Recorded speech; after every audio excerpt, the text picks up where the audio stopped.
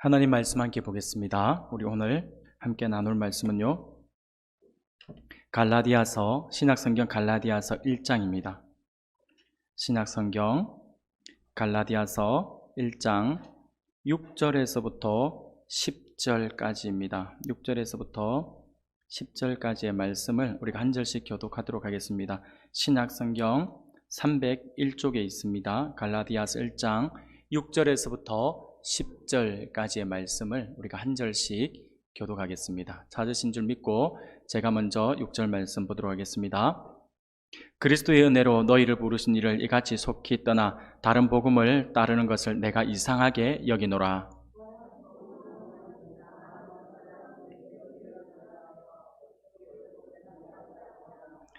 그러나 우리나 혹은 하늘로부터 온 천사라도 우리가 너희에게 전한 복음 외에 다른 복음을 전하면 저주를 받을지어다.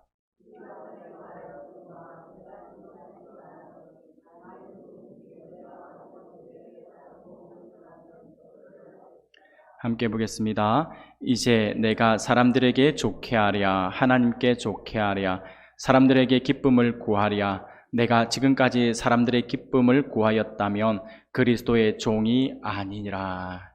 아멘. 할렐루야. 네, 반갑습니다. 오늘 하나님이 기뻐하시는 예배의 자리에 나오신 우리 사랑하는 성도님들 주의 이름으로 환영하고 축복합니다. 또 하나님께서 베풀어 주신 큰 은혜가 우리 모두에게 크게 차고 넘쳐나기를 소원합니다.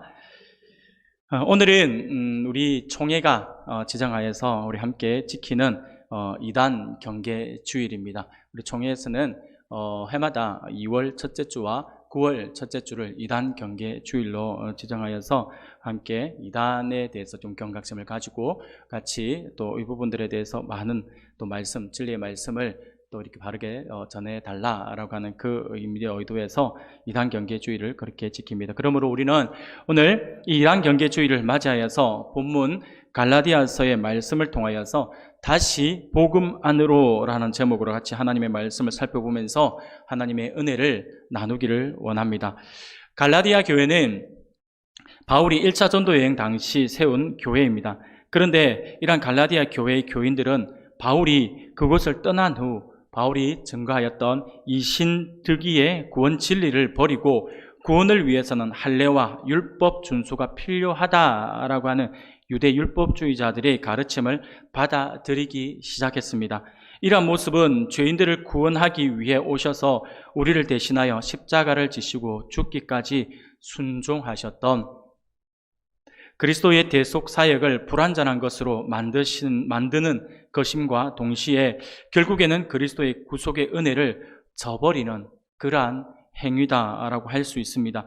이에 바울은 오늘 본문을 통하여서 다른 복음을 전하는 자들을 저주하는 형식을 빌어서 그러한 그리스도의 구속 복음을 떠나 다른 복음을 쫓는 갈라디아 교인들을 엄히 질책함으로써 그들로 하여금 다시 그리스도의 복음 안으로 돌아오기를 촉구하고 있는 것이 우리가 읽었던 본문의 말씀이라고 할 수 있습니다. 그러면서 바울은 6절 말씀해 보니 그리스도의 은혜로 너희를 부르신 이를 이같이 속히 떠나 다른 복음을 따르는 것을 내가 이상하게 여기노라 라고 말씀을 합니다. 즉 바울은 갈라디아 교인들이 이처럼 바울이 전한 복음에서 떠나 다른 복음을 따르는 것을 이상하게 여겼다라고 이렇게 표현을 하면서 그들을 책망하고 있는 것을 보게 됩니다. 여기서 바울이 내가 이상하게 여겼다, 이상하게 여겨노라라고 말씀을 이렇게 하고 있는데 이 이상하게 여겼다라고 하는 말은요 헬라어 단어로 다우마조라고 하는 단어를 쓰고 있습니다. 이 다우마조라고 하는 이 동사인데 이 다우마조라고 하는 동사가 어떤 뜻을 가지고 있냐니까 경이적인 일 아니면 놀라움 아니면 기히 여기다라고 하는 그 뜻을 가지고 있습니다. 쉽게 말씀을 드리면 일상에서 흔히 볼 수 없는 어떤 현상을 목격했을 때 사람들이 나타내는 반응을 그 묘사하는 동사가 바로 이 다우마조라고 하는 이 단어입니다. 그런데 쉽게 말씀을 드리면 한 번도 경험하지 못했던 너무나도 놀라운 사실들, 놀라운 기적들을 체험했을 때 쓰는 단어가 이 단어예요. 쉬운 예로 이 단어가 또 언제 쓰였냐 하니까 예수님께서 제자들과 함께 풍랑을 이제 말씀으로 풍랑을 잠잠케 하셨을 때 제자들이 옆에 배에 타고 있던 제자들이 이 사람이 도대체 누구기에 바람과 바다도 순종하는가라고 하면서 깜짝 놀라지 않습니까? 그때 썼던 단어가 이 타우마저라고 하는 단어예요. 한 번도 경험해보지 못했다라고요. 이게 말이 되냐고. 이게 어떻게 이런 일이 다 있지? 라고 하는 그런 표현을 할 때 이 단어를 쓴다라고 하는 것이죠. 바울이 이 다우마자라고 하는 단어를 쓰고 있는 것은 자신의 놀람과 그리고 자신이 그렇게 애써서 가르쳐 놨는데 돌아서자마자 얼마 지나지 않아서 바로 이런 일을 벌이고 있는 그 부분들에 대해서 바울이 솔직히 좀 짜증도 올라왔던 것 같아요. 그래서 바울의 그 놀람과 짜증과 그리고 책망, 도대체 왜 이래? 이렇게 하면서 책망의 의미를 함께 함축해서 표현하고 있는 것이다 라고 할 수가 있습니다. 따라서 바울이 지금 갈라디아 교인들을 향하여서 다우마조라고 단어를 왜 쓰면서 이상히 여겼다라고 하는 것은요, 한마디로 갈라디아 교회의 성도들이 다른 복음을 쫓는 것은 말도 안 되는 일이다라고 하고 있는 것입니다. 바울의 입장에서는 도무지 이해할 수 없다라고 하는 그 반응을 지금 보이고 있는 것이다라고 하는 것이죠. 그러면 사랑하는 여러분, 여기서 말하고 있는 바울이 그 갈라디아 사람들이 그렇게 쉽게 받아들였던 다른 복음, 바울이 말하고 있는 너희들이 다른 복음을 받아들이는 걸 내가 이상하게 여겼다라고 표현하고 하고 있는데, 그런데 바울이 말하고 있는 이 이상한 다른 복음, 그 갈라디아 사람들이 받아들였다라고 하는 이 다른 복음, 그것은 무엇을 말하는 것일까요? 그것은요, 다름이 아니라 조금 전에도 말씀드린 것처럼 바울이 전한 것과 성질이 전혀 다른 이질적인 것을 이야기합니다. 복음이 아니죠. 복음이 아닌 거짓 복음을 말하고 있는 것입니다. 이것을 전하는 거짓 사도들과 거짓 교사들은 그것이 진짜 복음이라고 주장하겠지만 이것은 참 복음에 비추어 볼 때 그 거짓이 확연히 드러날 수밖에 없는 것입니다. 이것은 더 구체적으로 이신득이의 복음, 이신득이의 그 복음과는 전혀 다른 율법을 지키고 할례를 받아야만 구원을 받는다라고 하는 유대주의 혹은 율법주의를 가리키는 그러한 말이었던 것입니다. 쉽게 말씀을 드리면 복음을 예수 그리스도를 믿음으로 말미암아 구원을 얻는다라고 바울이 그렇게 강조를 해서 믿음으로 말미암아 믿음으로 말미암아 구원을 얻으리라 했던 그 말씀을 가지고 그렇게 바울이 복음을 전해서 그들이 그것을 믿게 만들어 둔 거예요. 그래서 복음을 전했던 것이죠. 그런데 돌아서니까 금방 이 복음을 빼앗겨버리는 것이죠. 이게 왜 그렇게 가능할 수밖에 없었냐면요, 여러분들 한번 생각해 보면 이게 쉽게 생각할 수 있어요. 믿음으로 말미암아 구원을 얻는다라고 하는 것은 너무 쉽거든요. 표가 안 나요. 표가 안 나는 것이죠. 우리가 신앙생활을 하다 보면 많은 사람들이 착각을 하는 경우가 있어요. 뭔가 거창한 걸 해야 된다라고 생각해요. 기도한다 그러면 마치 굉장히 좋은 단어, 아름다운 단어, 그리고 굉장히 내가 표현하기 좀 나도 이해 못하는 그런 아주 유식한 그런 단어들을 써야지만 내가 기도 잘한다라고 생각하는 경우가 많아요. 그런데 그렇지 않습니다. 기도는 정말 단순해야 됩니다. 어린아이가 그냥 엄마 배고프면 엄마 밥 줘요, 이거하고 똑같은 거예요. 그냥 하나님과 교제 안에서 나의 안에 솔직한 마음을 그렇게 고백하려 하면 되는 거예요. 근데 사람들은 자꾸 신앙생활을 1년을 하고 10년을 하고 20년을 하고 지나면 뭔가 더 거창한 걸 해야 된다라고 자꾸 착각을 하는 거예요. 이게 신앙생활을 하는 사람들이 가지고 있는 착각이라고 할 수 있어요. 갈라디아 교인들이 그런 것들이 지금 들어온 거예요. 이것이 뭐냐니까 율법주의자들이 들어와서 한번 생각해 보자고. 율법주의자들이 바울이 말했던 이신득이의 복음을 거부하지는 않았어요. 처음부터 그거 아니야, 바울이 전하는 건 틀렸어, 이게 아니고 오직 율법을 지켜야 돼 라고 이야기를 했으면 이 사람들이 이건 아닌 것 같아요 하고 경계를 했을 건데, 뭐라고 했냐면 바울이 이야기하는 게 맞아요. 바울이 이야기하는 거 복음을 듣고 그리고 예수 그리스도를 믿음으로 말미암아 구원을 받는 것도 맞아요. 틀림없습니다. 그런데 글쎄 그거 가지고는 좀 약하지 않나요? 우리가 예수 믿는 사람이라고 한다면 율법을 좀 지켜야 하지 않을까요? 우리가 예수 믿는 사람이라고 한다면, 우리가 그리스도인이라고 한다면, 하나님을 따르는 백성이라고 한다면 그 계명을 우리가 좀 지켜야 되는 거 아닐까요? 유대인들처럼 내가 구원을 받았으면 할례 받았던 그 하나님의 백성이라고 하는 그 흔적을 내 몸에 가지고 있는 것처럼 그리스도인들도 이런 걸 가지고 있어야 되지 않을까요? 라고 하니까 사람들이 생각해 보니까 좀 거기 좀 멋있어 보이는 거 봐요. 내가 믿음으로 말미암아 구원을 받는다, 이걸로 끝나는 것이 아니라 거기에 플러스 행동하는 거, 행하는 거, 이것도 중요하지라고 하면서 서서히 그쪽을 받아들이기 시작했던 것이죠. 그래서 이제는 어느 순간 지나니까 믿음이라고 하는 부분들이 완전히 배제되고 율법만 강조하면서 그렇게 사람들이 변질시켜 나갔더라고 하는 것이죠. 이게 바로 그들에게 빠졌던 그 모습입니다. 그런데 있잖아요, 이러한 그 갈라디아 사람들의 가졌던 그 모습들이 그때 당시에 갈라디아 사람들에게만 나타났던 것이 아니라 오늘 우리 사회 안에도 이런 사람들, 이렇게 만연되어 나타나고 있는 현상들이 많이 있습니다. 왜냐하면 처음에는 비슷했잖아요. 처음에는 예수를 믿음으로 말미암아 구원을 받는다라고 비슷하게 했잖아요. 그런데 차츰차츰 뭔가를 자꾸 집어넣어가지고 결국에는 진리의 복음을 싹 잊어버리게 하고 자기네들이 가르치는 율법주의를 가르치려고 했던 거잖아요. 그게 오늘날에 나타나고 있어요. 어떤 무리냐면 바로 이단이라고 하는 무리들이에요. 이단. 여러분 이단 이름은 들어보셨죠? 이단의 이름의 그 뜻을 한문으로 우리가 풀어서 해석을 해보면요, 이단은요 끝단자를 씁니다. 끝단자와 다를 이자를 씁니다. 그래서 이게 무슨 말이냐니까 처음 출발은 비슷하지만 끝에 가서는 다르다 라고 하는 것이 바로 그 의미예요. 그래서 우리가 이단이다 라고 이야기를 하는 것이죠. 시작은 비슷한데 그 끝이 다르다라고 하는 것이죠. 이단이 그렇다는 것입니다. 처음은 비슷해 보입니다. 그러다 보니까 사람들이 구분을 잘 못합니다. 그들도 그냥 교회라고 하는 이름을 쓰니까 사람들은 그냥 그들을 다 묶어서 교회라고 이야기를 합니다. 그래서 이단들이 잘못하면 자꾸 그 교회가 그게 비추어지니까 그들도 교회라고 하는 단어를 쓰니까 자기네들도 교회라 그러잖아요. 그러니까 정통교단에 속속되어 있는 많은 그리스도인들이 손해를 보는 거예요. 옆에서 저도 어릴 때 그랬어요. 저도 정통교단에 다니면서 저희 부모님이 아버지가 교회를 안 다니실 때 교회에서 자꾸 이상한 그 이단들이 나와서 사회적 문제를 일으킬 때마다 저희 아버지가 옆에서 어이구 저 교회 것들, 어이구 저 예수 믿는 것들 막 그러고 계세요. 그러면 제가 뭐랍니까? 그거 아니라니까, 우리하고 다른 거라니까, 뭐달러 저도 교회를 하구만 이러는 거예요. 할 말이 없는 거예요. 무슨 말을 해. 근데 아무것도 모르는 분한테 이단이 어떻고 정통이 어떻고 막 그런 설명하기 어렵잖아요. 그러니까 안 믿는 사람들 그냥 교회 그러면 다 똑같다라고 생각하는 거죠. 쉬운 예로 작년에 코로나가 창궐하고 막 이렇게 할 때 신천지 대구교회 여러분들 아시죠? 그냥 신천지 대구교회, 처음에 신천지를 안 하고 대구교회 이러니까 교회에서 교회발 이렇게 해가지고 교회에서 막 이렇게 코로나가 퍼졌다, 전국으로 확산됐다고 얼마나 떠들었습니까? 그래갖고 막 항의를 많이 했잖아요. 교계에서 항의하고 아니다라고 해가지고 그것을 바로 잡아가지고 그 다음부터는 제가 기억으로도 그 다음부터는 이 대구교회라고 이야기를 하는 것보다 신천지 대구교회라고 꼭 붙이고 번진다든지 아니면 신천지 집단 이렇게 붙였던 기억이 납니다. 안 믿는 사람들은 그냥 교회 그러면 그냥 같은 교회라고 받아들이는 거죠.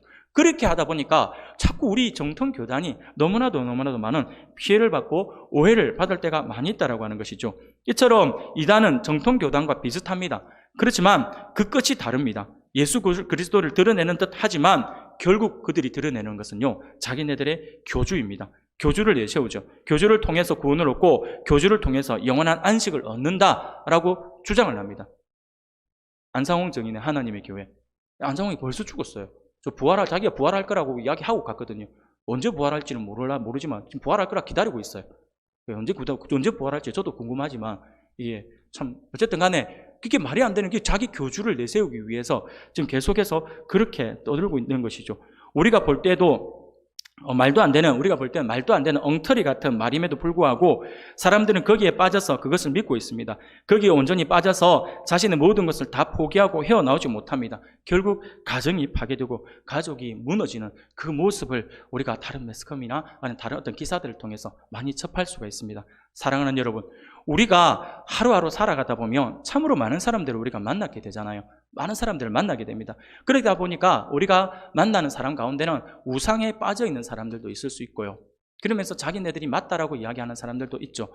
그리고 이단 사이빅 신도들을 만날 때도 있습니다. 그래서 그들이 우리에게 그렇게 또 가르치려고 하고 우리를 유혹하려고 하는 그러한 경우들을 우리가 당할 수도 있습니다. 그만큼 우리 사회 안에 이 이단들이 많이 만연되어 있습니다. 그런데 저는 가끔 가다가 이런 생각들을 한번 해보게 됩니다. 어떤 생각이냐니까 이단들의 그 모습들을 보면서 한다는 제가 드는 생각이 정통신앙을 가지고 있는 우리들보다 그들이 가지고 있는 열심이 더 크다라고 하는 것이죠. 그래서 한 번씩 가다가 정통교단에 소속되어 있는 우리가 그들의 어떤 그 열심 하나만큼은 우리가 좀 본받아야 되는 거 아닌가? 라는 생각. 아니, 가짜를 가르쳐도 저렇게 가르치는데, 진짜를 가르치는데 우리는 그 정도 열심을 못 가지고 있잖아요. 그거 볼 때마다 좀 많이 안타깝다라는 생각들을 한 번씩 해보게 됩니다.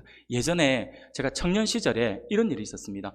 금요일 저녁에 교회에서 예배를 마치고 집에 가는데, 그때 당시로 저희 교회에서 그 금요일 기도회가 거의 12시에 끝났어요. 12시에 끝나 자정 딱 돼가지고 이제 딱 거의 뭐 10분 전이나 아니면 10분 후나 조금 길어지면 한 뭐 12시 좀 더 넘어가지고 마쳤는데, 하루는 이제 12시 정도에 마치고 이제 집을 갔어요. 집을 가는데 밤에 이제 저희들 그 교회와 저희 집과 이게 한 4차선, 왕복 8차선 도로가 있기 때문에 육교가 있었어요. 그 육교 위를 이제 건너가며 조금만 더 올라가면 집이 왔기 때문에 그렇게 그냥 아무렇지도 않게 육교를 건너가는데, 근데 그날따라 이제 가로등도 좀 밝지 않고 좀 희끗희끗하게 비추는데, 제가 육교를 탁 올라가 정면을 탁 갔는데, 걸어가는데 자기 앞에서 웬 두 사람이 저를 향해서 걸어오고 있는 거예요.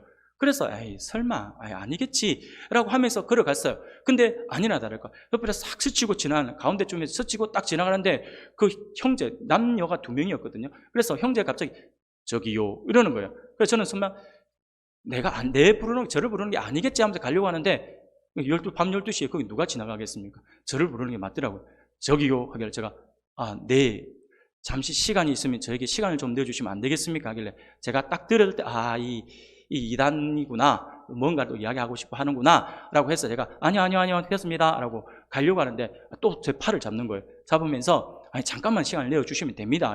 아니요 됐어요, 지금 시간이 몇 시인데 됐어요, 지금 빨리 가야 되면 바쁩니다 라고. 집에 가서 바쁘지도 않는데 어쨌든 잠자는 거 말고는 없는데 바쁘다고 계속 바쁘다고 하는데 계속 불고 늘어지는 거예요. 그러더니 너무 어이가 없잖아요. 그래서 제가 안 가고 딱 서가지고 짜증이 나서 딱 한마디를 했어요. 아니, 당신들은 뭘 말하고 싶어하고 뭘 전하고 싶은지 그 내용은 내가 모르겠다. 근데 당신들이 이렇게 전하고 싶어 하는 것들이 있다라고 하는 건 알겠지만, 아니 그래도 한번 생각해 보세요. 시간이 지금 12시가 넘었어요. 12시 밤 12시가 넘었는데 두 사람이, 한 사람 지나가는데 그 육교 위에서 사람을 잡아가지고 이야기하자고 붙드는 거, 그거 실례 아닌가요? 당신네들이 가르치는 이거 틀린 거, 이거 틀렸다 맞았다 이런 걸 떠나가지고 최소한 예의는 좀 지킵시다. 밤 12시에 이게 뭐 하는 짓입니까? 라고 제가 이야기를 했어요. 저는 따끔하게 혼냈다고 생각을 했어요. 그럼 받아들일 줄 알았어요.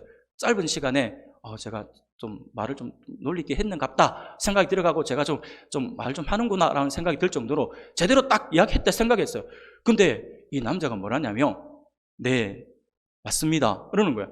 지금 밤 12시가 넘어서 이 낯선 사람을 붙들고 이야기하는 건 분명히 신뢰가 맞습니다 라고 하길래, 그러면 이제 헤어지는 게 되는 거잖아요. 그런데 뭐라냐면, 그런데 있잖아요, 만약에 당신 같으면 밤 12시에 누군가가 물에 빠져서 죽어가고 있다면 당신은 그것을 모른 척하고 지나가겠습니까? 라고 하는 거예요.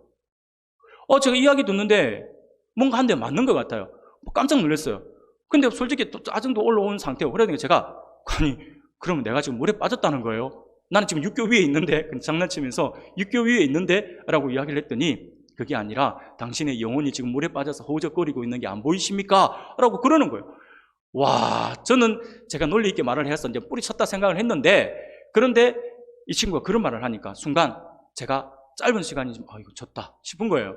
그래갖고 제가 알겠다, 당신이 그 열정, 그 말하는 그게 내가 그냥 알겠다, 무슨 말인지 알겠다, 한번 내가 들어보자 싶어서, 그래서 제가 조건을 달았어요. 뭐라 조건을 달았냐면, 알겠습니다, 그러면 당신이 간절하게 말을 하고 싶은 게 있으니까 제가 듣겠습니다. 그러면 당신이 나에게 내가 당신을 위해 썼던 시간만큼 당신도 나에게 시간을 달라라고 했어요. 예를 들어가지고 이 사람이 저에게 30분을 붙들고 이야기했다. 그러면 나도 30분을 쓰겠다. 당신이 1시간을 붙들고 이야기했다. 그러면 또 역시 내가 1시간을 쓰겠다라고 이야기를 했어요. 그러니까 이 친구가 하는 말이, 좋습니다, 얼마든지 저는 시간을 내어드릴 수 있습니다. 그러면 제 이야기가 좀 전해도 되겠습니까? 라고 하길래 제가 네, 한번 해보세요, 어떤 말인지 한번 들어봅시다 라고 했어요. 들었는데 생각도 안 나요. 그냥 전 처음 듣는 이단이었어요. 천도교는 아닌데 뭐라고 하는데, 그냥 뻔한 얘기, 뭐냐면 조상을 이야기하는, 조상을 믿어야 되니, 조상의 뿌리를 찾아가지고 우리의 뿌리가 어딘 줄 아니, 부터 시작해가지고 막 그 이야기를 한참을 하는 거예요. 그러면서 뿌리를 알아야 되지, 돼야지, 내가 영생을 얻고, 이상한 이야기를 하더라고요. 그래서 제가 막 그 이야기를 하다가, 그럼 당신이 말하는 그 뿌리는 누구냐라고 했더니, 조상이래요. 그럼 그 조상, 좋아요. 그럼 좋습니다. 당신의 아버지는 누구냐? 할아버지는 누구냐? 계속 올라가겠죠. 그러니까 그 계속 올라가는 그게, 저는 마지막까지 이제 올라가면 누가 나오는지가 궁금했어요. 당연히 우리는 하나님이 나온다라고 생각을 하고, 계속해서 물어봤어요. 어디냐? 계속 올라가는 거예요. 그러면 결국에는 뭐냐? 이 사람이 또 보니까 또 희한한 게 또 진화론을 또 믿어요. 그럼 원숭이로 올라가겠죠? 이러더라고요. 원숭이라고 이야기하더라고요. 그러면 당신이 원숭이를 믿고 원숭이의 조상이면 그럼 지금 동물원에 가가지고 원숭이한테 절하냐고. 아이고 형제님 하면서 인사하냐고. 그러니까 아니 그거는 또 아니죠 라고 하더라고요. 그런 이야기를 이제 1시간 동안 하는 거죠. 막 이야기를 하는데 말도 안 되는 이야기를 하는 게 말도 안 되는 이야기를. 그러니 도대체 제가 말도 안 통하고 말도 안 되는 이야기 하길래 그러고 가만히 두고 있다. 이 사람이 말 끝날 때까지 이제 기다린 거예요. 기다리고 있는데 1시간 정도 지났어요. 지났는데 옆에 있던 여자가 뭘 하냐면 그 남자에게 갑자기 팔을 싹 잡더니 자기 시계를 보여주는 거예요. 시계를 딱 보여주더니 옆에 와서 이야기하는 이야기가 우리가 너무 늦었어요. 지금 빨리 가야 돼요 라고 이야기하더라고요. 근데 그 소리가 저한테 다 들리잖아요. 이거 봐라 싶은 거예요. 그래갖고 빨리 가야 된다니까 이 남자가 바로 저에게 죄송합니다. 오늘은 여기까지만 이야기하시고 다음에 기회가 되면 다시 이야기하시죠 하면서 가려고 하는 거예요. 약속이 틀리잖아요. 이런 게 어디 있어요. 그래서 제가 얼른 팔을 잡았죠. 팍 잡아가지고 약속이 틀리지 않습니까? 그러니까 아니 무슨 약속? 아니 지금 내가 정확하게 시간을 봤는데 1시간 지났어요. 1시간. 당신 4시간 1시간 빼앗았으면 나도 당신한테 1시간 달라고 했지 않습니까? 그러니 오늘 지금 나오고 지금부터 이제 이야기합시다. 내가 알고 있는 그거에 대해서 이야기가 드릴 테니까 내가 알고 있고 그거 당신이 말했던 거 그것과 함께 내가 알고 있는 걸 말씀해 드릴 테니까 같이 듣고 당신이 한번 비교를 해보시죠 라고 하면서 이야기를 하려고 하는데 바로 딱 정중하게 손을 딱 모으더니 90도 절을 하는 거예요. 죄송합니다. 지금은 너무 바빠서 들을 시간이 없습니다. 그러는 거예요. 아니 이런 게 어딨냐고 분명히 나하고 약속했지. 아니 당신네들은 약속도 안 지키냐고 막 그랬더니 그래도 오늘은 너무너무 시간이 없어서 안 되겠다고 그냥 거의 울상이 돼서 이야기를 하는 거예요. 그래갖고 제가 그냥 그 모습이 너무 우습기도 하고 그래서 그냥 그럼 알겠다고 그럼 가시라고 근데 다음 주 금요일 날 이 시간 되면 또 여기서 보자고 봐가지고 또 이야기하자고 한번 제대로 한번 우리 한번 이야기해보자고. 그러니까 되게 행설수설밖에 안 한 것 같아가지고 제가 이야기해도 되겠더라고요. 그래서 이야기하자 했더니 그냥 뒤도 안 돌아보고 6개월 내려가더라고요. 그래서 제가 뒤통수에 대놓고 크게 외쳤습니다. 뭐냐면 당신이 지금 믿고 있는 것은 바르지 않다. 믿고 있는 건 옳지 않다. 당신이 빨리 복음을 받아들이고 예수를 믿어야 구원을 받고 당신이 찾는 그 영생 예수를 믿어야지만 그것을 얻을 수 있다. 그래서 빨리 돌이켜서 가까운 교회 가서 예수 믿고 나중에 저랑 천국에서 만납시다 하면서 제가 손을 흔들어 줬어요. 예, 뒤도 안 쳐다보고 가더라고요. 예, 그 사람 얼굴도 지금 기억이 안 나요. 천국에 가서 만날 수 있을지 돌이켜가 만나면 참 좋겠다라는 생각은 해보지만 만날 수 있을지는 모르겠지만 어쨌든 제가 그렇게 했던 기억이 납니다. 사랑하는 여러분, 왜 제가 이 말씀을 드리냐면 이단에 빠진 사람도요. 자기네들이 전하는 게 맞다고 자기네들이 전하는 게 그게 진리라고 생각을 하면서 밤 12시에 돌아다니면서 자기네들이 말하는 그 복음을 전하고 다녀요. 여러분 한번 여쭤볼까요? 하나님의 은혜가 너무 뜨거워서 하나님의 그 복음이 너무너무 감격스러워서 죽어가고 있는 저 세상 사람들을 보면서 물에 빠져 죽어가고 있다라고 생각이 들어서 밤 12시에 나가서 복음 전해보신 적 있으십니까? 있으신가요? 당연히 저도 없죠. 밤 12시면 자야죠. 밤 12시에 뭘 복음을 전하러 다닙니까? 없어요. 근데 그 사람들은 그렇게 다니더라니까요. 이단들이 가지고 있는 그 열심이에요. 그 열심을 가지고 그렇게 하더라는 것이죠. 정말 놀랍지 않습니까? 이단에 빠지니 밤 12시도 전도하러 다니더라는 것입니다. 다른 건 몰라도 우리가 이단들이 가지고 있었던 이런 열심은 우리가 좀 배워야 되지 않을까? 물론 밤 12시에 복음을 전하러 다녀라 말씀을 드리는 게 아니라 그만큼 우리가 가지고 있는 것이 진리라고 한다는 것을 믿고 있으며 확신을 가지고 옆에 사람들에게 전할 수 있어야 된다고 하는 것이죠. 그런 열심이 있어야 된다고 하는 것이죠. 사랑하는 여러분, 그렇습니다. 우리 주변에는 이처럼 언제나 우리에게 다가와서 우리를 넘어뜨리려고 하는 이단들이 너무 많아요. 많이 들어본 이단도 있고요. 저는 듣도 보지도 못했던 그러한 이단들도 많이 있죠. 가까이 여러분들 쉽게 접할 수 있는 이만희의 신천지 집단들, 그리고 안상홍의 하나님의 교회, 박옥수의 구원파, 문선명의 통일교, 여호와의 증인, 제7안식교 얼마나 많습니까? 2000년 초반에 제가 학교에서 수업을 하면서 이단에 대해서 이제 공부를 할 일이 있어가 공부를 하는데, 그때 제가 작은 소책자에 한국교회 이단 실태에 대해서 이렇게 연구해 놓은 책이 있어가지고 그 책을 참고해서 봤는데 제가 깜짝 놀랐어요. 뭘 깜짝 놀랐냐면, 지금은 더 늘어날 수 있는데, 근데 그 숫자가 참 어이가 없는데, 우리 한국에, 우리 대한민국에 내가 그리스도다라고 하는 사람이 있잖아요. 내가 그리스도다라고 하는 사람이 최소 50명이 돼요. 50명이 더 된대요. 그리고 내가 하나님이다 라고 하는 사람은 20명이 더 된대요. 놀랍지 않습니까? 저는 가끔 가다가 엉뚱한 생각을 한 번씩 해봅니다. 어떤 생각이냐니까, 야, 이게 참 재밌겠다 싶은 거예요. 우리나라에 있는 그리스도와 우리나라에 있는 모든 그리스도, 우리나라에 있는 모든 하나님을 한자리에 모아서 예배드리면 참 재밌겠다라는 생각이 들더라고요. 재밌을 것 같지 않아요? 예. 오늘은 김 그리스도께서 사회를 보시고, 이 그리스도께서 오늘 기도해 주시고, 김 하나님께서 오늘 말씀을 전해 주시고, 또 박 하나님께서 오늘 축도해 주시면 이 재밌을 것 같아요. 물론 그런 일은 있을 수 없죠. 그만큼 내가 그리스도다, 내가 하나님이다 라고 하는 사람들이 그만큼 많다라고 하는 거예요. 와, 그래서 정말 대단하다라는 생각이 들어요. 그만큼 우리나라에 이단이 많아요. 얼마나 많은지 여러분들이 정말 경계해야 됩니다. 마치 우는 사자같이 삼킬 자를 지금도 찾고 있습니다. 그러므로 우리는 정신을 바짝 차리지 않으면 나도 모르는 사이에 순식간에 이들의 유혹에 넘어져서 실족하게 된다라고 하는 사실들을 늘 기억하여서 깨어 경계하는 우리들이 되어야 될 것입니다. 사랑하는 여러분, 그러면 우리는 이와 같은 이단들을 어떻게 경계할 수 있을까요? 어떻게 그들의 유혹에 우리가 넘어지지 않고 쉽게 그들의 유혹을 이겨낼 수 있을까요? 그것은요, 답이 복음입니다. 복음 외에는 다른 방법이 없습니다. 복음 외에는 다시 복음 안으로 들어오면 됩니다. 바울이 증거한 그리스도의 은혜로 우리에게 주어진 그 복음 안으로 우리가 다시 들어와 그 복음 앞에 무릎을 꿇고 자신을 내어놓는 그것이 유일한 방법이다라고 하는 사실을 믿으시길 바랍니다. 사랑하는 여러분, 그러므로 오늘 우리는 이단 경계주의를 맞이해서 우리가 이러한 이단이나 우상들로부터 우리를 지켜내기 위해 다시 복음 안에 서는 것이 어떤 것인지에 대해서 우리가 함께 살펴보면서 하나님의 은혜를 나누고자 합니다. 사랑하는 여러분, 우리가 다시 복음 안에 서는 것, 복음 안에 들어와서 복음 안에 서는 것, 그것이 어떤 것일까요? 그것은요, 다름이 아니라 구원의 길은 오직 예수 그리스도 한 길뿐이다라고 하는 사실을 굳게 믿는 것입니다. 7절 말씀을 보니 이렇게 말씀을 합니다.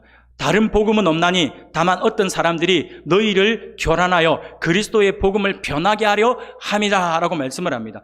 다른 복음은 없나니 라고 분명히 말씀을 합니다. 이는 곧 복음이라고 불리는 것들이 많이 있을 수는 있습니다. 복음이라고 하는 것이 기쁜 소식이니까 사람들이 말하는 기쁜 소식 많을 수도 있어요. 그리고 이단들이 전하는 것도 기쁜 소식이라고 이야기하죠. 그래서 기쁜 소식 선교회 이런 것도 있잖아요. 기쁜 소식이라고 이야기를 합니다. 세상에는 많은 복음이 있습니다. 하지만 진짜 복음은 하나밖에 없습니다. 우리를 구원으로 인도하는 복음은 단 하나밖에 없다라고 하는 것입니다. 바울은 그것을 자신이 갈라디아 교인들에게 전한 복음이라고 분명히 말씀을 해주고 있습니다. 지금 바울은 그리스도의 은혜와는 다른 거짓 복음은 결코 구원에 이를 수 있는 복음이 아니다라고 하는 것을 강조합니다. 예수 그리스도 외에는 하나님께로 갈 수 있는 길이 없다라고 하는 것을 분명히 지금 밝히고 있는 것이죠. 따라서 바울의 이 고백은 다른 종교에도 구원이 있을 수 있다라고 말하는 오늘날 나타나고 있는 종교다원주의에 대해서 일침을 가하고 있는 말이라고 할 수 있습니다. 아니라고 하는 것이죠. 다른 데서 무슨 구원이 있냐고. 아니라고. 바울은 그걸 지금 이야기하고 있습니다. 그래서 바울은 사도행전 4장 12절에서 여러분들 잘 아시는 말씀이죠. 이렇게 선포를 합니다. 다른 이로서는 구원을 받을 수 없나니 천하 사람 중에 구원을 받을 만한 다른 이름은 우리에게 주신 일이 없음이라. 할렐루야. 없습니다. 오직 그리스도뿐입니다. 예수 그리스도 외에 다른 이름이 없습니다. 이 세상이나 저 세상에도 마찬가지입니다. 천하에 구원을 얻을 만한 다른 이름은 없습니다. 다른 길은 결단코 없다라고 하는 사실을 믿으시길 바랍니다. 바울이 전하는 복음, 곧 이신득이의 복음만이 우리의 유일한 구원의 길이라고 하는 것이죠. 선행으로 천국 갈 수 있다든지 다른 종교에도 구원이 있다든지 하는 종교다원주의적 말들은 속임수일 뿐입니다. 그것은 결코 우리가 그것에 속아 넘어가서는 안 됩니다. 그것에 속아 넘어가는 순간 우리는 망하는 인생이 되고 말 것입니다. 성경이 가르치는 복음 외에는 그 어떤 가르침이나 사상도 우리를 구원에 이르게 할 수 없습니다. 오직 예수 그리스도와 그분의 가르침을 받은 사도들과 제자들이 가르친 복음만이 유일한 구원의 방편이요 진리인 줄 믿습니다. 사랑하는 여러분, 계속해서 말씀을 드리는 것처럼 어떤 사상과 가르침으로도 우리를 구원에 이르게 하지 못합니다. 우리를 구원의 길로 인도하는 유일한 방법은 그리스도뿐입니다. 예수 그리스도뿐입니다. 그래서 우리 주님도 분명히 말씀하셨죠.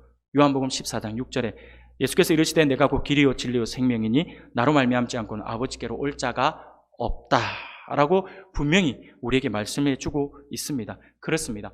그러므로 우리는 오직 한 길이신 예수 그리스도만 여러분들이 관심을 가져야 합니다. 예수 그리스도만 바라보고 예수 그리스도만 믿고 예수 그리스도만 의지하는 그런 우리들이 되어야 할 것입니다. 예전에는 이게 길을 가다 보니까 이런 사람들을 많이 만났죠. 두 사람씩 모여 다니잖아요. 두 사람씩 막 다니면. 이단들은 대부분이 두 사람씩 다니는 것 같아요. 두 사람씩 이렇게 다니는데 여러분 남포동이나 아니면 서면이나 사람들이 많이 왕래하는 그 길에 보면 꼭 남녀 두 사람이 짝을 이루어서 다니면서 자기네들이 무엇인가를 전하죠. 그게 아마 여러분들 많이 경험해 보셨을 거예요. 그래서 옆에 딱 와서 마치 물건 파는 사람처럼 도에 대해서 관심 있으십니까? 한번 들어보셨나요? 네, 도에 대해서 관심 있으십니까? 그러죠. 그럼 여러분들 도에 대해서 관심 있으십니까? 라고 물어보면 어떻게 하나요? 아니 바쁩니다.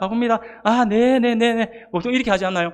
예, 저는 그렇게 합니다. 저희 와서 도에 대해서 관심 있습니까? 아니요. 됐습니다. 이러면서 가요. 보통 우리 가잖아요. 근데 하루는 제가 남포동에 친구 만나야 돼서 친구 만나러 간다고 가는데 이제 지하철에서 내려가지고 길을 이제 한참 가고 있었어요. 아니나 다를까 이 두 사람이 또 저를 딱 보고 있더니 딱 저에게 오는 거예요. 느낌이 오잖아요. 또 나에게 온다. 이거 또 그러네 싶어가지고 오는데 아니나 다를까 옆에 딱 와서 저기 도에 대해서 관심 있으십니까? 라고 하는 거예요. 그래고 제가 보통 같으면 아니요 이렇게 갈 건데 그날따라 제가 좀 장난기가 좀 발동이 돼서 제가 한마디를 했습니다. 도에 대해서 관심 있으십니까? 하길래 네, 저 도에 대해서 관심 많아요 라고 이야기하니까 두 사람이 완전히 천사의 얼굴을 하는 거야. 완전히 환한 미소를 지면서 드디어 내가 만났다라고 하는 표정으로 막 정말요? 그러면 우리가 그렇게 이야기를 했으면 좋겠습니다. 붙들고 막 이야기하려고 너무너무 반갑다고 두 사람이 서로 얼굴을 쳐다보고 반갑다고 하루 종일 만났는데 못 만났는데 드디어 한 사람을 만났다 싶은 표정으로 막 저를 보고 막 반가워하는 거예요. 그래서 제가 한마디 더 했어요. 저 도에 대해서 진짜 관심 많아요. 그리스도라고 했어요. 그랬더니 이 자매는 이게 무슨 말인지 이해를 못 했어요. 근데 이 형제는 알아들었어요. 그랬더니 갑자기 형제가 표정이 싹 바뀌는 거예요. 그래갖고 제가 거기서 바로 저는요 그리스도에 대해서는 정말 관심이 많습니다 하고 그냥 인사하고 도망가 버렸어요. 괜히 또 해코지 할까봐 뭐인지 또 저쪽에 자기네들 무리가 모여 있을 것 같더라고요. 그래서 얼른 도망을 가버렸어요. 제 친구 있는 쪽으로 가가지고 막 그래 하려고 안 따라오더라고요. 따라올까 싶어 딱 쳐다봤는데 안 따라오더라고요. 여러분 제가 갑자기 이제 이 이야기를 왜 하냐면요 바로 그렇습니다. 우리가 관심을 가져야 되는 분은요 오직 그리스도이십니다. 우리 주님이십니다. 우리 주님 외에 우리의 관심을 가질 우리 주님 외에는 관심이 대상이 아닙니다. 우리가 오직 구원받을 수 있는 길은 예수 그리스도입니다. 그래서 우리가 우리 주님만을 바라보면서 그렇게 나아가야 합니다. 우리의 관심은 오직 그리스도여야 합니다. 우리 주님만이 우리를 구원으로 인도해 줄 수 있는 유일한 길입니다. 이 사실을 흔들림 없이 굳게 믿으면 우리는 흔들리지 않습니다. 많은 이단들의 유혹에도 넘어지지 않습니다.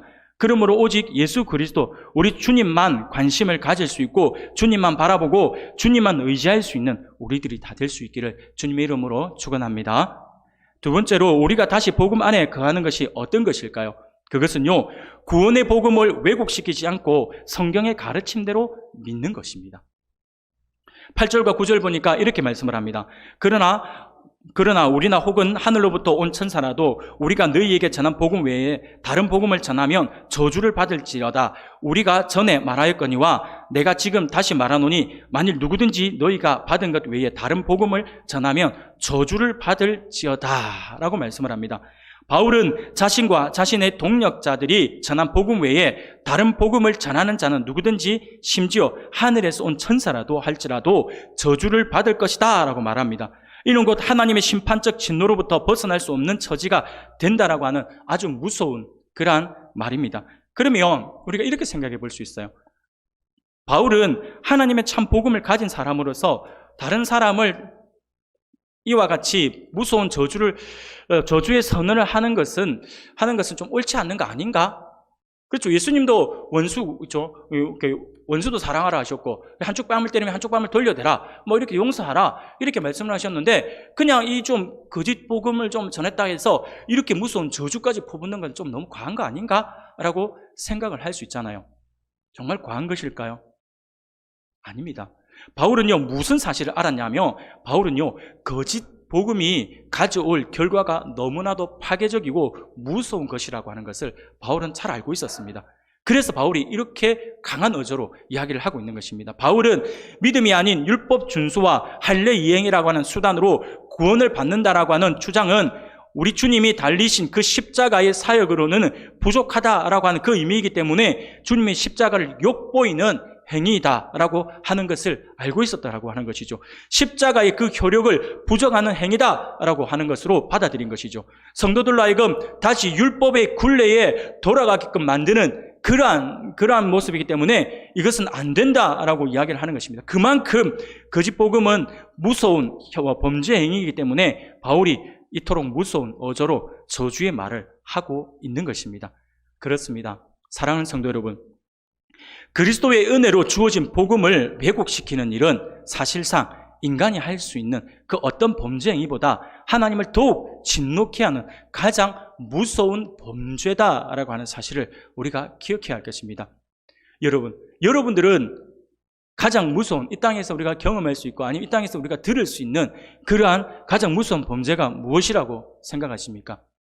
예전에는, 그렇죠, 몇십 년 전만 하더라도 이런 범죄는 사람의 목숨을 앗아가는 범죄, 이래서 살인이다라고 이렇게 이야기를 많이 했습니다. 그런데 오늘날 우리가 매스컴을 통해서 너무나도 잔인하게 사람의 어떤 생명을, 목숨을 너무나도 가볍게 여기고 너무나도 잔인하게, 그렇죠, 아이들도 그렇고 어른들도 그렇고 이렇게 죽여나가는 그 모습들을 볼 때마다 너무너무 끔찍한 생각들을 해보게 됩니다. 여하튼 우리는 생명을 앗아가는 것이 가장 끔찍한 범죄가 아닌가라고 하는 생각을 해볼 수 있습니다. 그러나 성경은 무엇이라고 말씀을 합니까? 성경은 가장 무서운 죄가 무엇이라고 이야기합니까? 바로 성령 해방죄다라고 그렇게 말씀을 하고 있습니다. 성령의 역사를 해방하여 진리의 복음을 왜곡시키는 죄가 그것이 아닐까라고 하는 생각을 해보게 됩니다. 사랑하는 여러분, 한번 생각해 보십시오. 살인죄는요, 단지 육체적인 생명을 빼앗아갈 뿐입니다. 그러나 성령을 해방하여 복음을 왜곡시키는 자들은요, 영혼을 병들게 하죠. 영혼을 죽게 하고 영원한 생명을 잃어버리게 만들어 버립니다. 결국 지옥 형벌을 면할 수 없게 만들어 버리는 것이죠. 그러니 잠깐의 생명을 앗아가는 것과는 비교가 안 됩니다. 영원한 생명을 앗아가는 것이기 때문에 이 성령을 해방으로 말미암아서 복음을 왜곡시키는 그것이 그만큼 무서운 죄다라고 하는 것이죠. 그렇기 때문에 하나님은 성령을 해방하여서 복음을 왜곡시키는 자들에게 더욱 진노하며 그러한 자들에게 무서운 형벌을 내리시는 것입니다. 바울이 이 사실을 너무나도 잘 알고 있었기 때문에 복음을 왜곡하여서 거짓 복음을 전하는 자들을 향하여서 단호하게 저주의 말을 하고 있는 것입니다. 사랑하는 여러분, 우리는 우리에게 은혜를 주셔서 우리가 간직하고 있는 그 복음에 우리의 생각을 더하여 그 복음을 왜곡시키는 사악한 자가 되거나 그러한 무리들을 용납해서는 결코 안 될 것입니다. 또한 하나님의 말씀을 자기의 임의대로 함부로 해석을 해서 자기에 맞게 적용해서 그렇게 이야기를 하고 그렇게 또 나누는 그러한 행위들도 해서는 안 됩니다. 이것은 바로 이단들이 하는 행동이다라고 하는 것을 기억할 수 있기를 바랍니다. 그러므로 그것은 하나님의 진노를 불러일으키는 아주 무서운 죄가 됩니다. 우리가 받아들이게 된다면 받아들이는 그런 사람들은 이단에 그렇죠. 이단에 빠질 위험이 더 크다라고 하는 사실들 여러분들이 분명히 기억해야 할 것입니다. 예전에 제가 만났던 이단과 만났던 대화를 했던 기억이 나는데 그거 하나만 제가 말씀을 드리고 오늘 말씀을 정리를 하도록 하겠습니다. 예전에 제가 이제 여러분 안상홍 정인의 하나님의 교회에 다니는 이렇게 거기서 좀 제법 훈련을 받았는가 봐요. 그래서 사람과 한번 이야기를 한번 나눈 적이 있습니다. 이야기를 나누게 됐는데 이 사람이 이야기하기를 이게 제법 오래됐는데 이야기하기를 뭐라고 이야기하냐니까 안상홍 하나님이 성령 하나님이다라고 이야기를 하는 거예요. 성령 하나님의 이름이 안상홍이다라고 이야기를 하는 거예요. 이 사람들이 요즘에는 그렇게 하는지 제가 잘 모르겠습니다만은 예전에 몇십 년 전만 하더라도 이 안상홍 정인회에서 자기네들이 말하는 복음을 전할 때 사람들에게 가장 먼저 접근할 때 안 믿는 사람들에게 접근하지 않고 예수 믿는 사람들에게 접근을 했어요. 예수 믿는 사람들이 접근할 때 그들이 가지고 있었던 질문이 있었어요. 그 질문이 뭐냐니까 당신이 예수 믿습니까? 예, 교회 다닙니까? 예, 교회 다닙니다. 그럼 제가 한번 여쭤볼게요 하면서 성부 하나님의 이름이 뭡니까? 라고 물어봐요. 당연히 아시죠? 여호와 하나님이시죠? 라고 이야기하며 네, 그러면 성자 하나님의 이름은 뭡니까? 라고 하면 네, 당연히 예수님이시죠? 라고 이야기해요. 그러면 좀 맞습니다. 그러면 성령 하나님의 이름은 뭐죠? 라고 이야기를 해요. 그러면 교회 좀 다니시면서 공부 조금 했던 사람들은 아무 의심 없이 네, 보혜사죠? 라고 이야기를 합니다. 근데 여러분들 보혜사가 성령 하나님의 이름이 맞을까요? 아닙니다. 여러분들 오해하시면 안 됩니다. 보혜사는요, 성령 하나님의 이름이 아니라 성령 하나님의 역할, 하시는 일, 그게 보혜사예요. 쉽게 말씀을 드리면 우리 예수님도 보혜사죠. 돕는 분. 예수님도 보혜사였어요. 그래서 예수님이 나중에 승천하시면서 가시면서 제자들에게 내가 또 다른 보혜사를 보내주겠다라고 말씀을 하시잖아요. 그분이 성령이시잖아요. 그래서 성령 하나님을 두고 우리가 보혜사입니다라고 이야기를 하면 그거가 딱 물리는 이제 딱 그게 요거 답이 나오게끔 기다리고 있습니다. 아닙니다. 성령 하나님은 이름은 없습니다. 보혜사가 아니에요. 성령 하나님의 이름은 없어요라고 처음에 이야기를 합니다. 그러면서 하는 이야기가 그러나 열심히 신앙생활을 하는 사람들은 성령 하나님의 이름을 압니다. 보여주십니다. 그러는 거예요. 그러니까 이게 무슨 말인가 싶어가지고 제가 이야기를 했어요. 그러면 성령 하나님의 이름을 어떻게 알 수 있죠? 라고 성경에 기록되어 있다라고 하는 거예요. 성령 하나님의 이름이 기록되어 있다는 거예요. 성령 하나님의 이름이 어디 기록되어 있나요? 라고 하니까 그가 바로 그 이름이 뭐냐 했더니 바로 안상홍 하나님이라는 거예요. 이 말이 안 되는 거예요. 안상홍 하나님이 성경 이름이 기록되어 있대요. 여러분 보셨나요? 성경 이름을 많이 보셨을 건데 성경 보면서 혹시 안상홍 이름 찾아보셨나요? 있대요. 있는데 이거 참 궁금하잖아요. 그래서 제가 봅시다. 제가 성경책을 두고 있어가지고 어디에 있나요? 성경책을 가져가갖고 보여주는 거예요. 있었을까요? 없었을까요? 여러분 한번 들어보세요. 이 이야기를 해요. 요한계시록 14장 1, 2절에 이런 이야기를 합니다. 또 내가 보니 보라 어린 양이 시온산에 섰고 그와 함께 14만 4천이 서 있는데 그들의 이마에는 어린 양의 이름과 그 아버지의 이름을 쓴 것이 있더라. 내가 하늘에서 나는 소리를 들으니 많은 물소리와도 같고 큰 우레소리와도 같은데 내가 들은 소리는 검은고 타는 자들이 그 검은고를 타는 것 같더라 라고 말씀을 합니다. 이 말씀을 가지고 안상홍 하나님의 이름이 보입니까? 라고 하는 거예요. 보여지는가요? 보여진다면 여러분들 그게 보여지는 게 이상한 거예요. 그럼 여기 어디 있나요? 제가 너무 당황스러워가지고 여기 뭐 있어요? 여기 뭐 보니까 안자도 없는데 뭐 어디 있어요? 그랬더니 이거는 영적으로 해석을 해야 됩니다 라고 이야기를 하는 거예요. 이 사람이 뭐냐면 하나님의 이름이 성경에 기록되어 있다라고 이야기할 때 제가 어디 있습니까? 하니까 이 사람이 하는 이야기가 그것은 감춰져 있습니다 라고 이야기를 하는 거예요. 참 장난치는 것도 아니고 있다 했다가 또 안 보인다 했다가 근데 안상홍 하나님의 교회에서 열심히 신앙생활을 하는 사람들은 보입니다 라고 하길래 그 보이는 말씀이 어디냐 했는데 이 말씀을 가지고 이야기하는 거예요. 그러면서 저에게 플러스 이야기를 해줬어요. 뭐라고 이야기했냐니까 방금 읽어드렸던 계시록의 그 말씀 안에 많은 물소리와도 같고 라고 하잖아요. 이 많은 물소리가 큰 물홍이라고 합니다. 큰 물홍. 그리고 검은고 타는 것 같더라. 검은고 타는 것 같더라라고 하는 것을 검은고 소리 상이라고 이야기합니다. 그래서 상과 홍이 지금 여기에 나온 거예요. 그래서 제가 너무 어이가 없어가지고 그럼 아는요 그랬어요. 그랬더니 여러분 안상홍 정인의 하나님의 교회에서는 주일 안 섬기고 안식일 섬기는 거 아시죠? 혹시 모르시나요? 그들은 토요일 섬겨요. 토요일 날. 그러면서 한국 교회가 주일을 섬기는 한국 교회는 틀렸다, 잘못됐다, 이들이 이단이다 이렇게 가르쳐. 성경에서 가르치는 건 안식일인데 왜 주일을 섬기느냐 이렇게 하면서 가르치면서 시작을 하거든요. 그래서 안식일을 지키라고 이야기했던 그 안식일의 주인이 바로 안상홍. 그러면 이름이 다 있는 거예요. 안상홍. 와, 제가 이 말을 듣는데 키도 안 차더라고요. 여러분 정말 그렇게 들어지나요? 들려지나요? 이건 좀 이따 제가 뒤에 마무리를 다시 해드리고요. 이와 함께 비슷한 이야기를 제가 하나 더 어이없는 이야기를 당해가지고 안상호 하나님이 진짜 하나님이다라고 이야기를 하는 사람 가운데 누군가가 듣고 저한테 이야기를 해준 게 하나 있어요. 그게 뭐냐니까 안상호 하나님이 역사에서 대한민국을 지키고 안상호 하나님이 진짜 맞다라고 하는 게 확실하다라고 이야기를 하는 증거가 있다는 거예요. 무슨 증거가 있는데요? 2002년 대한민국이 월드컵에서 4강에 간 것이 그 증거다라고.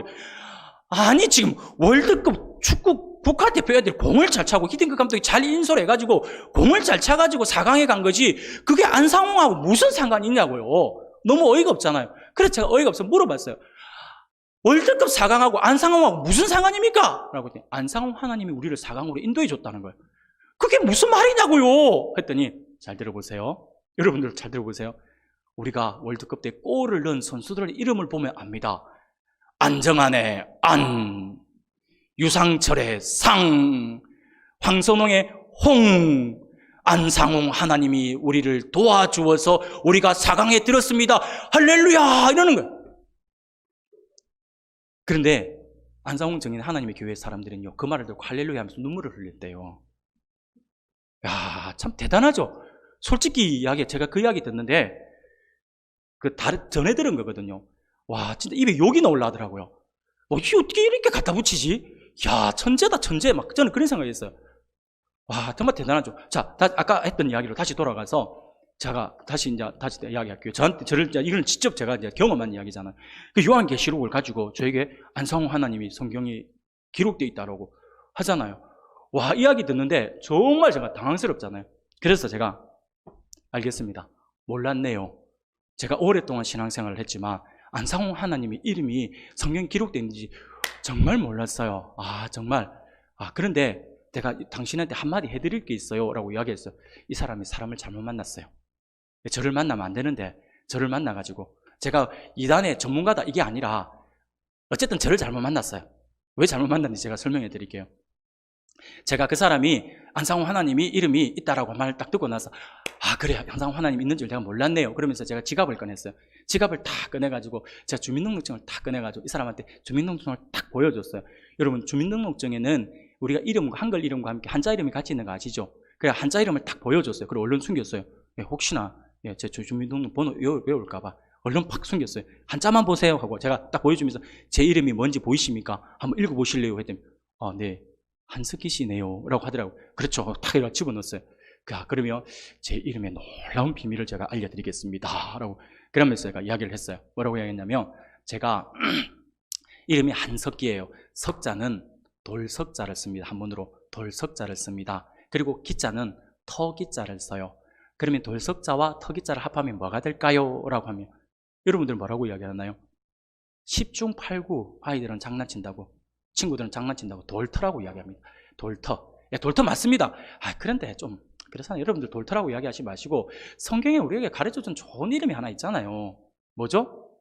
반석이죠. 그렇죠. 반석. 제 이름이 반석이잖아요. 석기, 돌터, 반석 맞잖아요. 근데 제가 반석입니다. 반석. 그러면서 근데 제 성이 한시예요. 한시. 나라 한.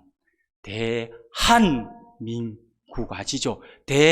대한민국. 그래서 제가 한석기가 바로 대한민국의 한석기입니다. 바로 반석입니다. 이 나라의 반석입니다 라고 이야기했어요. 그러면서 제가 성경을 펼쳤어요. 근데 성경에 보니까 놀라운 이야기가 있어요 하면 제가 펼쳤어요. 마태복음 16장 18절 19절을 펼쳐서 제가 읽어줬어요. 그 사람은 들으라고 큰 소리로.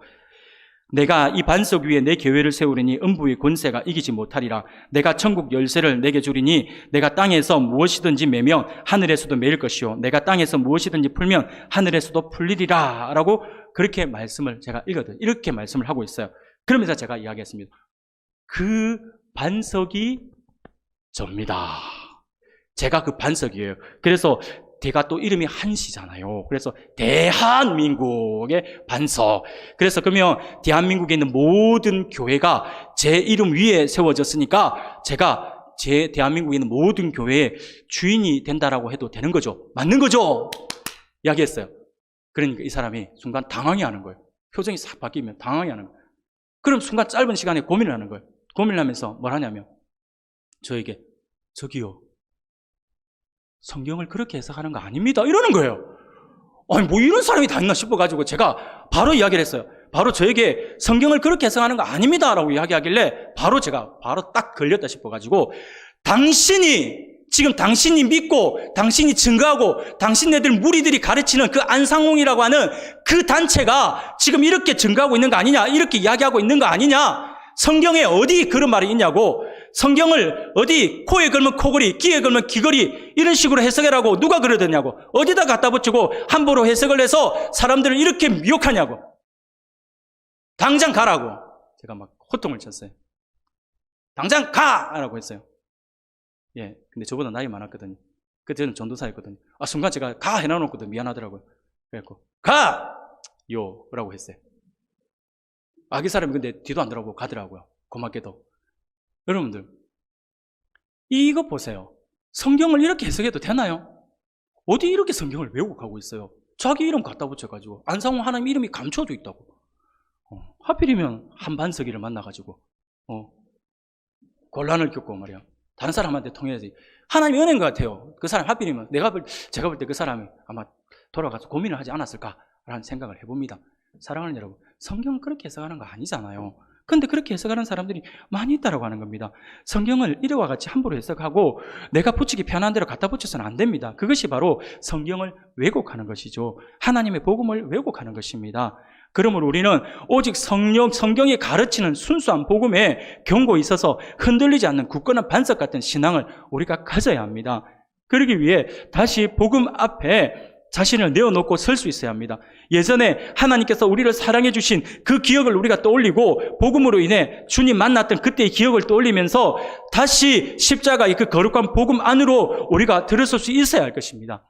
그러기 위해 오직 구원의 길은 예수 그리스도 한 분뿐이다라고 하는 사실을 굳게 믿으시고, 또한 우리에게 주어진 복음을 왜곡함 없이 순수하게 그대로 믿고 따라서 그것을 온전히 증거할 수 있는 저와 여러분들이 되기를 소원합니다.